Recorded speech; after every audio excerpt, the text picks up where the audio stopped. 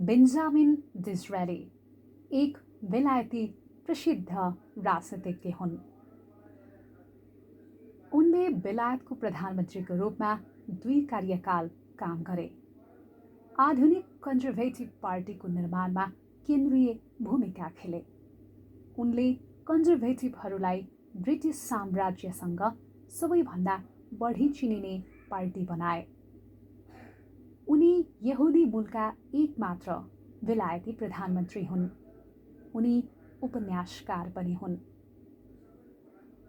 रुसमाथिको यो कूटनीतिक विजयले बेन्जामिनलाई युरोपको प्रमुख राजनेताको रूपमा स्थापित गर्यो। त्यसपछि विश्व घटनाहरू कन्जर्भेटिभहरू विरुद्ध गए। अफगानिस्तान र दक्षिण अफ्रिकामा विवादास्पद युद्धहरूले उनको सार्वजनिक समर्थनलाई कमजोर बनायो। उनको जन्म सन् 1804 डिसेम्बरमा भएको हो भने उनको मृत्यु सन् 1881 अप्रिल 19मा भएको थियो।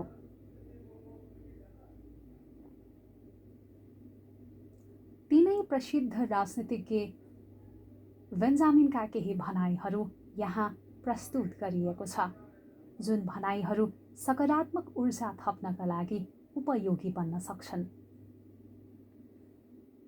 कुनै अवसर आइपुग्नु अघि नै तपाईँ त्यो अवसरका लागि योग्य बनिसक्नुपर्छ। यसैले तयारीका लागि भोलि नभन्नुहोस्, आजै सुरु गर्नुहोस्। यति बेला समय तपाईँको हातमा छ। तिमी कुनै कुरा चाहन्छौ र त्यो प्राप्त गर्ने लक्ष्यमा छौ भने आजैबाट वरिपरिका व्यक्तिहरू भन्दा बलियो बन्नका लागि सङ्घर्ष गर। तिमी कुनै कुरा चाहन्छौ र त्यो प्राप्त गर्ने लक्ष्यमा छौ भने आजैबाट वरिपरिका व्यक्तिहरू भन्दा बलियो बन्नका लागि सङ्घर्ष गर। कुनै पनि कुराको अनावश्यक रूपमा स्पष्टीकरण दिएर बस्नु भनेको उर्वर समय नष्ट गर्नु हो। यो याद गर कि एक पाइला अगाडि पढ्न र नयाँ शब्द उच्चारण गर्न मान्छे सधैँ डराउने गर्दछ। एउटा कुरा जहिले याद गर, मूर्खहरू सोचेर मात्र बस्छन्, तर बुद्धिमानहरू जिज्ञासा प्रकट गर्छन् र काम गर्छन्। आफ्नो कमजोरी थाहा पाउनु भनेको ज्ञानको एक चरण पार गर्नु हो। पढ्नु, दुःखको सामना गर्नु र अवलोकन गर्नु सिकाइका आधार स्तम्भ हुन्।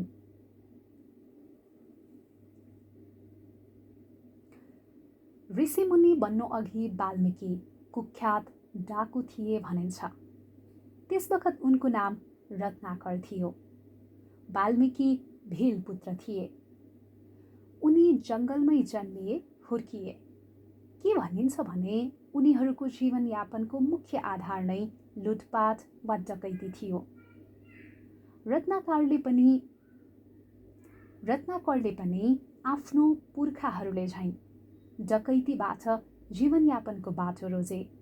पछि उनले विवाह गरे, उनका सन्तान जन्मिए। सन्तानको पालन पोषणका लागि उनी अरू लुटपाट र हिंसा गर्न थाले। प्रचलित कथा अनुसार एकपटक साधुहरूको मण्डली जङ्गलको बाटो हुँदै कतै गइरहेका थिए। रत्नाकरले उक्त साधु मण्डलीलाई पनि लुटपाट एवं हत्या गर्ने धम्की दिन थाले। तर साधु मण्डलीसँग विवाद गरिरहँदा उनलाई के बोध भयो भने आफूले पाप कर्म गरिरहेको छु र यसको भागीदार आफू मात्र हुनुपर्नेछ। अन्ततः यसपछि उनलाई आफ्नो कर्मप्रति अति घृणा जाग्यो, ग्लानि भयो। त्यसपछि रत्नाकरले आफ्नो धन्दा छाडेर ध्यान तपस्यामा लागे। उनी डाकु रत्नाकरबाट महर्षि वाल्मीकि भए। एक जोडी पंक्षीको विलाप सुनेपछि वाल्मीकिले रामायणको रचना गरेको मानिन्छ। रामायणको रचना गरेपछि नै उनी महाकवि वाल्मीकिको नामबाट प्रसिद्ध भए। आफ्नो महाकाव्य रामायणमा उनले अनेक घटनाको समय सूर्य, चन्द्र, अन्य नक्षत्रको स्थितिको वर्णन गरेका छन्। अर्काको धनको अपहरण, परस्त्रीसँग संसर्ग, हृदयप्रति अतिशङ्का, यी 3 दोष विनाशकारी छ। पुरुषार्थ बिना भाग्य निर्माण हुँदैन। भाग्यको कल्पना मूर्ख व्यक्तिले गर्छन्, साथै भाग्यमा निर्भर भएर उनीहरू आफूलाई नष्ट गर्छन्। उत्साह, सामर्थ्य र मनको हिम्मत हार्नु हुँदैन। कुनै पनि कार्य सिद्ध गर्नका लागि यी गुण आवश्यक हुन्छ। जीवनमा सदैव सुख मिल्छ भने यो एकदमै दुर्लभ कुरा हो। अति सङ्घर्षबाट चन्दनमा पनि आगो प्रकट हुन्छ। त्यही प्रकार अति अवज्ञा गर्दा ज्ञानीको हृदयमा पनि क्रोध पैदा हुन्छ।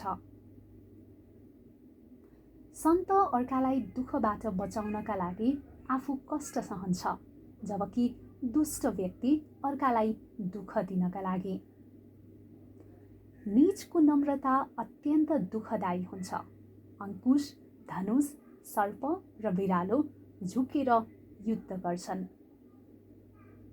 संसारमा यस्ता व्यक्ति थोरै हुन्छन् जो कठोर तर हितको कुरा गर्छन्। यस संसारमा असम्भव केही पनि छैन यदि उत्साहलाई नछाड्ने हो भने। मायाको 2 भेद छ, अविद्या र विद्या। मानिसको सबैभन्दा डरलाग्दो शत्रु हो अहङ्कार। त्यसले सुनको हारलाई पनि माटो बनाइदिन्छ। इच्छा शक्ति भएपछि मानिसले जतिसुकै कठोर काम पनि सहजै सम्पन्न गर्न सक्छ। इच्छा शक्ति र दृढ सङ्कल्पले मानिसलाई रङ्कबाट राजा बनाइदिन्छ। समस्त सत्य कर्मको आधार सत्य नै हो। आमा बुवाको सेवा र उनको आज्ञा पालना, आमा बुवाको सेवा र उनको आज्ञा पालना जस्तो अर्को धर्म छैन। दुःख र विपद जीवनको 2 यस्तो पाहुना हुन् जो बिना निमन्त्रणा आइपुग्छन्। प्रणलाई तोडेपछि पुण्य नष्ट हुन्छ।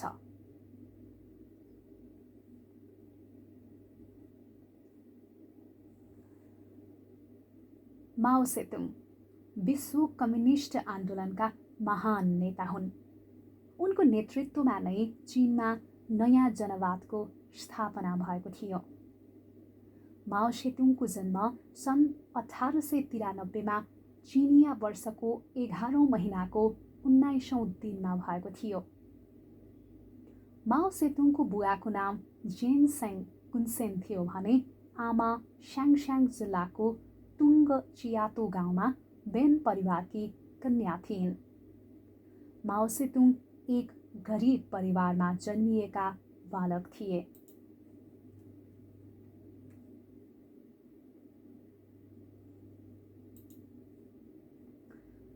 माओ सेतुङले 8 वर्षको उमेरमा गाउँकै शिक्षकसँग आफ्नो औपचारिक शिक्षा थालनी गरेका थिए। उनले 13 वर्षसम्म उनै शिक्षकसँग पढेका थिए। 13 वर्षको उमेरमा प्राथमिक स्तरको पढाइ सकिएपछि उनी अन्य पुस्तकको अध्ययनमा व्यस्त रहँदा अचानक उनमा एक क्रान्तिकारी विचारको प्रस्फुटन भयो र उनी सोच्न थाले, बजारमा पाइने पुस्तकहरूमा केवल राजा, मन्त्री, सेनापति, योद्धाको मात्र बढाइ किन हुन्छ? हामी जस्ता किसानको कुरा किन आउँदैनन्? आखिरमा उनी आफै पुराना कथाका नायक धेरैजसो शासक, शोषक, उत्पीडक हुनुको कारण उनीहरू धेरै जमिनका मालिक भएर हो। उनीहरू आफ्ना खेतबारीका श्रमिकलाई काम लगाउँदछन्। तिनले सूर्योदयदेखि सूर्यास्तसम्म मात्रै नभएर रातभरि पनि कसिएर काम गर्दछन्। दुःख कष्ट खेपेका हुन्छन्, तर उनीहरू नै किन यस्ता कथाका नायक हुँदैनन् भन्ने निष्कर्षमा पुगे। त्यसै समयमा भएको ताइपेङ क्रान्तिको प्रभाव उनीमा पनि पर्न पुग्यो। बालक माओ सेतुङ बिस्तारै बिस्तारै गाउँ, सहर, जिल्ला, देश हुँदै विश्व प्रसिद्ध क्रान्तिकारी नेता बन्न पुगे। 16 वर्षको उमेरसम्म माओ सेतुङ गाउँमै बसेका थिए, तर उनको क्रान्तिकारीपन शहरमा पनि पुगेको थियो। त्यसको साथै उनी पुस्तकीय ज्ञानले पनि देश दुनियाँ जान्ने हुन थालेका थिए। जीवनको महत्त्वपूर्ण काल उनी प्रतिक्रियावादी च्याङ काइसेकको सरकार विरुद्ध सशस्त्र सङ्घर्षमा लागे। सन् 1931को 11 डिसेम्बरमा सोभियत कङ्ग्रेसको अधिवेशन सुरु भयो र माओ सेतुङको अध्यक्षतामा सोभियत सरकारको स्थापना भयो। च्याङ काइसेक विरुद्धको छापामार सङ्घर्ष सफलतापछि सन् 1949मा माओ सेतुङले चीनलाई जनवादी गणतन्त्रको घोषणा गरेका थिए। नयाँ जनवादका प्रणेता तथा प्रसिद्ध कम्युनिस्ट नेता माओ सेतुङको 1976मा मृत्यु भयो। तपाईँ मातहतका व्यक्तित्वहरूको अलग अलग राय छन् र जो सुन्ने इच्छा राख्नुहोस् र खास गरिकन अलग विचार सुन्न तयार हुनुहोस्। हामीले भावी कामको लागि सम्भावना देख्नुपर्छ। हाम्रो काम हाम्रो योजनाभन्दा महत्त्वपूर्ण हुनुपर्दछ। यदि लक्ष्य निकै ठुलो छ भने त्यहाँसम्म पुग्न कठिन हुनेछ। काम छालको गतिमा अघि बढ्न आवश्यक छ। समाजवादी निर्माणको प्रवाहको गतिमा अघि बढाउनु पर्दछ। समाजवादी निर्माणलाई प्रवाहको गतिमा अघि बढाउनु पर्दछ। स्वर्गमा रिसाएपछि मनुष्यको उमेर घट्छ। जब पृथ्वीमा वसन्त आउँदछ अनेकौं वरदान घर भित्रिन्छ। परिस्थितिमा परिवर्तन आए अनुसार योजनामा पनि परिवर्तन गर। यदि परिस्थितिमा परिवर्तन भयो भने परिस्थिति अनुसार मानिसको सोचाइमा पनि परिवर्तन हुनुपर्दछ। आफ्नो मस्तिष्कलाई जीवावशेष बन्न नदेऊ। राजनीतिक स्थितिको अड्कल गर्न, मानिसहरूको सोच्ने प्रवृत्तिलाई अनुसन्धान गर्न र आर्थिक स्थिति पत्ता लगाउन सक्षम बन। ठिक समयमा निर्णय गर्नाले नै तपाईँ सफल बन्नुहुनेछ। हुलमुलपन र निर्णयविहीनता खराब कुरा हुन्। निर्णय दृढतापूर्वक लिन आवश्यक छ। विचारहरूलाई व्यक्त हुने मौका नदिने हो भने बैठकहरू कामकाजी हुँदैनन्। कुनै पनि समस्यालाई ढाकछोप नगर। समस्या हल गर्नुभन्दा पहिला त्यो समस्याको बारेमा सम्पूर्ण रूपले बुझ्नुपर्दछ र त्यसमाथि चर्चा हुनुपर्दछ। यदि एकजना व्यक्ति पनि सत्यताको पक्षमा छ भने उसले बहुसङ्ख्यकलाई आफ्नो पक्षमा लिन सक्दछ। राक्षससित नडराऊ, लाज नमान, कायर नबन, साहसी र दृढ हौ। आलोचना तथा आत्मआलोचना मानिसहरूलाई शिक्षित गर्ने हतियार हो। हामीसित न त पूर्वजन्मको शिकायत छ न त भविष्यमा नै हुनेछ। पीडा प्रगतिको लागि एक प्रेरक पक्ष हो।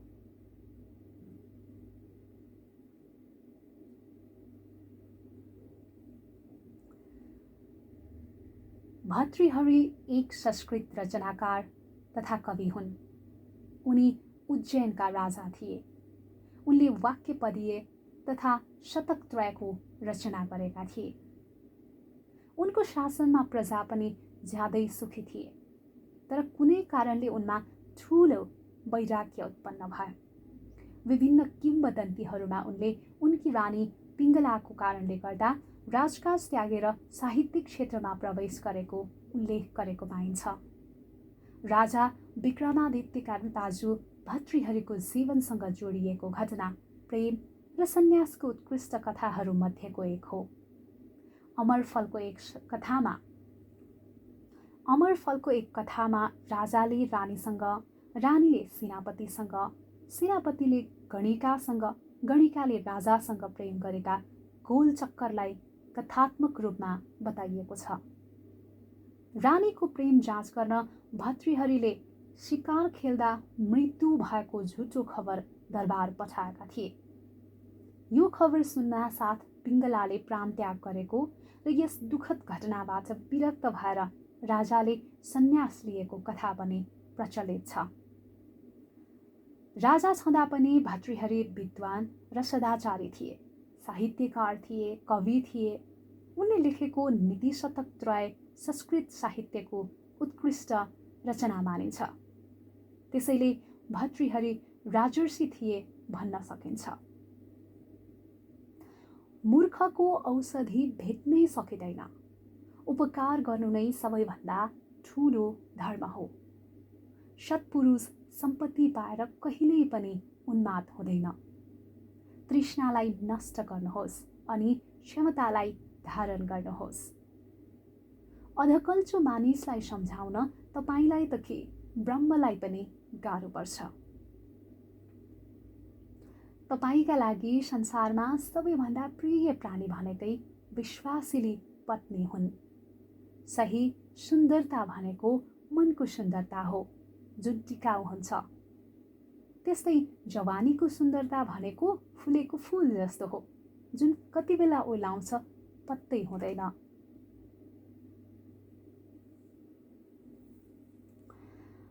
विलियम ब्लेकको जन्म 1757 नोभेम्बर 28 भएको छ। उनी अङ्ग्रेजी चित्रकार एवं कवि हुन्। आफ्नो जीवनकालमा नचिनिए पनि उनलाई कवि विधामा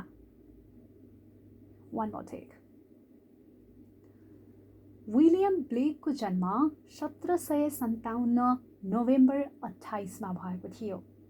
उनी अङ्ग्रेजी चित्रकार एवं कवि हुन्। आफ्नो जीवनकालमा नचिनिए पनि उनलाई कवि विधामा र रोमान्टिक धारमा अतुलनीय व्यक्ति मानिन्छ। एक कला विशेषज्ञले उनलाई far and away the greatest artist Britain has ever produced भनेर विश्लेषण गरेका छन्। सन् 2002 को बीबीसीको सर्वेक्षणमा 100 महान बेलायतवासीमा ब्लेक 38औं स्थानमा थिए। 3 वर्ष बाहेक उनले आफ्नो जीवनकाल लन्डनमा नै बिताए। कल्पनाशील उनको कलामा भगवानको र मानवको अस्तित्वका विषयहरू पाइन्छन्। आफ्ना समकालीन व्यक्तित्वहरूले उनीहरूको भन्दा फरक विचार राख्ने हुनाले पागल पनि भनिदिए। तर पछिका विश्लेषकहरूले भने उनको प्रस्तुति, कला शैली र दार्शनिक विषयहरूलाई केलाएर उनलाई उच्च तहमा राखेका छन्। 18औं शताब्दीमा देखिएका उनका कविता र चित्रकलाहरूलाई रोमान्टिक धारमै वर्गीकरण गरिएको छ। उनको निधन 12 अगस्त 1827 भएको थियो। ज्ञानको सबैभन्दा राम्रो स्रोत परीक्षण हो। जति धेरै परीक्षण गर्छौ, अनुभव लिन्छौ, त्यति नै धेरै ज्ञान बढ्छ। दिमागमा भएको कुरा बोल्छौ भने सतहमा रहने मान्छेले तिमीलाई सधैँ नकार्छ। बिहान सोच, दिउँसो काम गर, बेलुका खाना खाऊ र राति निन्द्रा पुग्ने गरी सुत। एउटै रुखलाई मूर्ख र बुद्धिमानले फरक फरक देख्छन्। एउटै रुखलाई मूर्ख र बुद्धिमानले फरक फरक देख्छन्। जुन व्यक्तिले आफ्ना विचार र भावनालाई व्यक्त गर्दैन त्यो व्यक्ति थुनिएको पानी जस्तै हो। दुःखको चरम बिन्दुमा मान्छे हाँस्छ र सुखको चरम बिन्दुमा मान्छे रुन्छ। तिमी जस्तो छौ अरूलाई त्यस्तै देख्छौ। यी महान बानीहरूसँगै आजको लागि रेकर्डिङ सकियो। टाटा।